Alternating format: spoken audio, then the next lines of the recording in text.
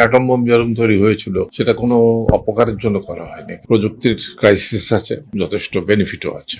স্ক্রিপ্টের যে একটা ধারা ছিল যে থ্রিলার, হরর, এগুলোর থেকে যে নাটক ক্রমশ বেরিয়ে আসছে, এটি তার একটি উদাহরণ। যে এখন সহজ স্বাভাবিক সামাজিক গল্প নিয়ে, সামাজিক ক্রাইসিস নিয়ে নাটক হচ্ছে। প্রযুক্তির ক্রাইসিস আছে, আবার তার যথেষ্ট বেনিফিটও আছে।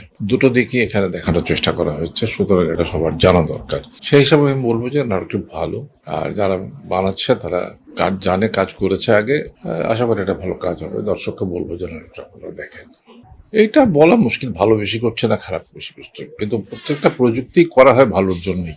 এটা আমাদের মাথায় রাখতে হবে যে প্রত্যেকটা প্রযুক্তি, যেমন অ্যাটম বোম যেরকম তৈরি হয়েছিল সেটা কোনো অপকারের জন্য করা হয়নি, কিন্তু সে যে ভয়ঙ্কর রূপ ধারণ করবে সেটাকে বুঝতে পারে নাই।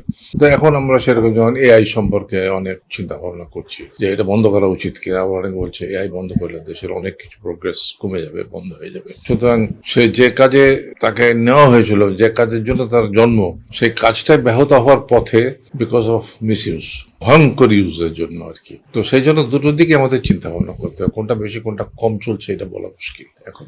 দিলারা ভাবির সাথে তো প্রচুর কাজ করেছি, আর ডলির সাথে তো আরো বেশি কাজ করেছি, আরসের সাথে কয়েকটা নাটক করলাম, প্রিয়ন্তীর সাথেও নাটক করেছি।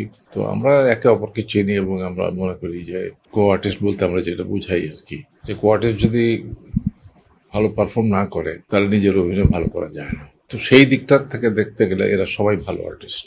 কো আর্টিস্টের কোঅপারেশন ছাড়া কোনোদিন নাটকে অভিনয় ভালো করা যায় না, মানে এককভাবে কোনো কিছু করা যায় না। সেই দিক থেকে এই যে কজন নাম বললাম এই নাটকে যারা অভিনয় করছে তারা সবাই ভালো অভিনেতা, অভিনেত্রী।